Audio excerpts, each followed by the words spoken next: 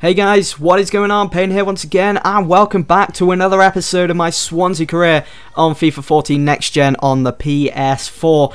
Now, in my previous episodes, you saw the fixtures of Crystal Palace and that FA Cup fixture against Chelsea, which saw us go through to the next round, the quarterfinals, to play against Southampton. Now, you're probably wondering, why are we jumping so far ahead? We haven't seen the highlights of one of the most important games of the season, which was against Arsenal at the Emirates. I did record the game, and for some reason, Sony Vegas was having none of it, so I couldn't even edit the footage. But we did manage to beat them 1-0 away from home, so that was a decent result. We picked up those 3 points, and we're catching up with Arsenal now in the league table. You're also going to miss the first leg of the next round of the Europa League as well against Frankfurt. We lost that 1-0, as you can see here with the results. So we've got it all to play for in the second leg. Thankfully, you're going to be able to see that in this video.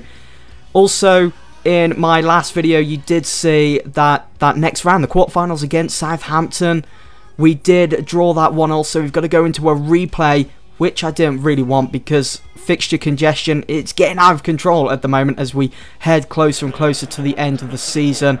And before we even kicked off, I had the pre-match conference with the press as well, and I just basically unnerved the manager and the whole team at Frankfurt with their trip to the Liberty Stadium to South Wales, basically saying that it was unjust, really, that result where we played them away in the first leg where we lost 1-0. When I was playing it, I wasn't too happy with the result. I did feel as though we deserved a lot more from that game. We had so many chances, and we just walked away with a loss. But 1-0, that's okay, but we still had a lot to do, even though it was half-time, really, with both legs.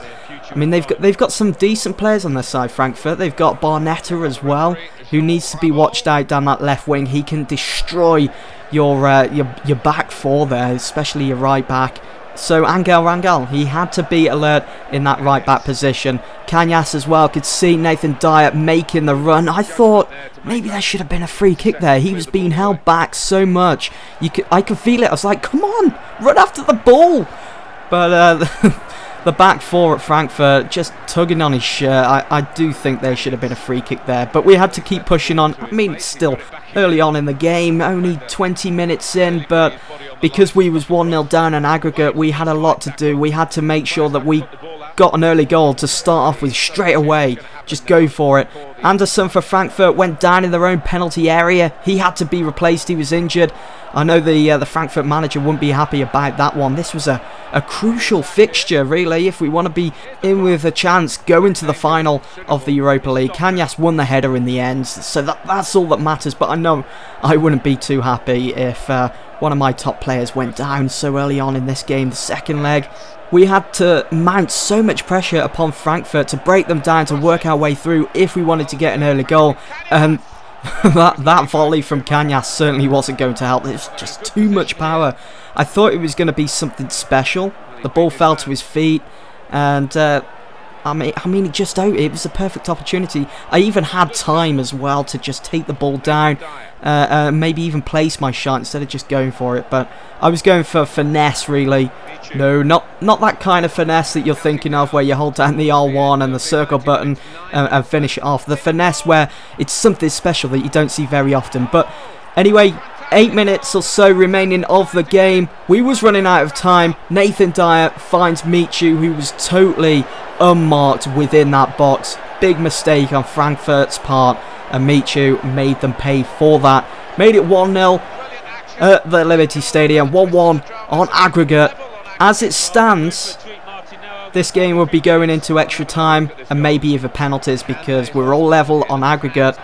Even the away goal, it's still all the same. So we had our work cut out with just 2 minutes remaining of additional time. Swansea pressing for that second goal. Kanyas picks out Dyer. What does Dyer do? Fires the first shot, bounces off the defender, and on the rebound, volleys that into the top corner. Talk about football, eh? What a finish. Nathan Dyer getting the winner, bucking Swansea into the next round of the Europa League. What a game that turned out to be at the very end, in the dying embers of the game. And there is Michel Vorm, who had a pretty decent game. I was pretty impressed with him, pulling off some decent saves. He didn't actually get to see that in any of the highlights, unfortunately, guys. But we're through. That's the main thing. And here is the tournament tree. So you've got the likes of PSG in the quarterfinals. You've got Marseille. I think Chelsea at the Valencia game. Obviously Swansea. Tottenham beat Wigan. Wigan made it to the round 16. Amazing stuff. Schalke or Lyon. And also you've got Dortmund in with a chance of going through to the final. It's not far away. Can Swansea do it? Here are our next couple of games. We've got that replay against Southampton, and we do play Chelsea in the quarter-finals of the Europa League. You know what? I'm actually looking forward to that fixture because we've proven this season that we can beat Chelsea. So why can't we beat them in the Europa League? It's just a different competition. So we can do it. We can beat Chelsea and go through to the semis. Imagine that. Swansea City playing the likes of PSG or Dortmund. That'd be amazing to see. And you know what? I think we've done pretty well this season with the team that we've got. And I know I say it quite a few times, but I wasn't given much of a budget to actually spend in the transfer windows. And so at the moment as it stands, Swansea, a stable side. We're still in with a shout for Champions League football for next season. We've still got that opportunity to do that, as we are so close to Liverpool and Arsenal in the league table. But anyway, this game was the replay of the FA Cup fixture against Southampton, and I did have to rest a couple of key players for this game against Southampton. Alvaro came in to replace Michu up front there, and he's been on fire recently. He was the one that won that game against Chelsea to see us play Southampton in the next round of the FA Cup. So he is running high on confidence at the moment, and you know what that means? Confidence means goals.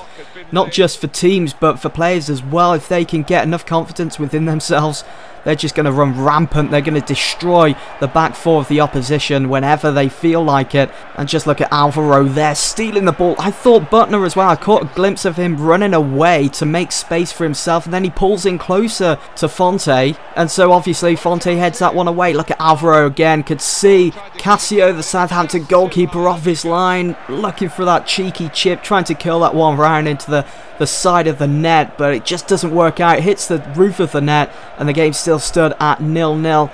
And before half time we had probably one final chance to get through, and Jonathan de Guzman took advantage of Lovren's mistake. He seemed to have slipped as he went for the ball to try and clear the danger, and de Guzman, he just sped up. He knew what he had to do there in that moment, and he just smacked the ball into the top left-hand corner. Cassio couldn't even get a fingertip to it.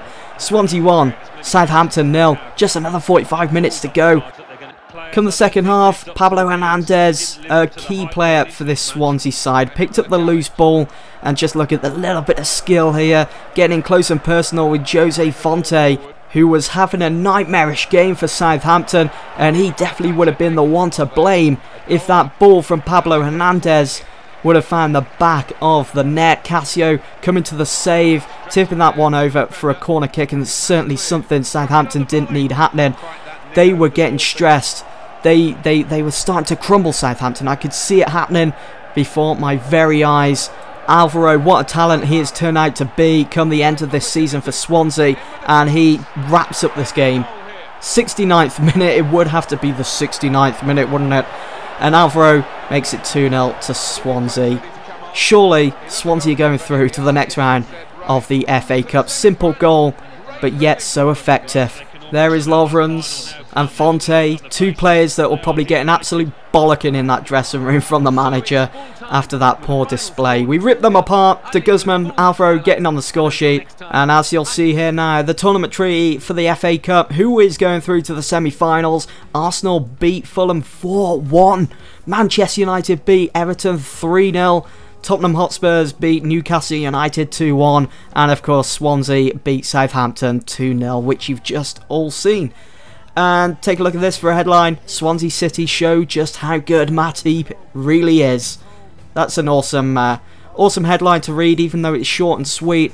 Certainly was money well spent on Matip. He's come in straight away and got the job done after Ashley Williams earlier on in the season picked up a terrible injury which saw him out for 3-4 months, something like that. And to end this video on a positive note, Wilfried Bony is back in the Swansea start 11. Brilliant stuff. He was also out with a horrible injury. It was something like 2-3 months, so it's good to have him back in the Swansea side.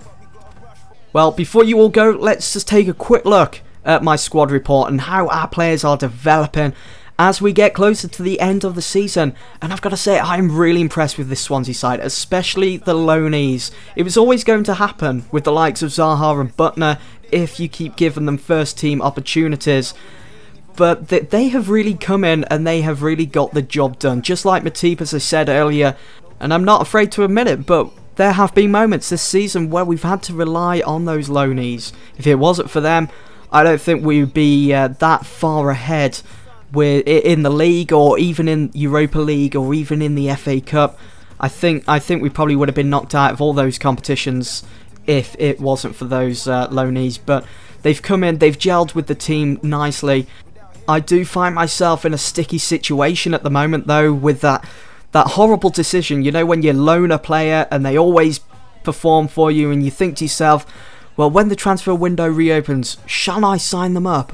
I don't know what to do at the moment. Should I sign Zaha, Butner and Romeo, or even sign one of the players? Or do I just let them go back to their mother clubs and leave it be and go after someone else? I'm not too sure at the moment, but we will work that out in the coming episodes, guys. Anyway, that's the end of this video. I do hope that you've all enjoyed. Hope to see you all in the next one.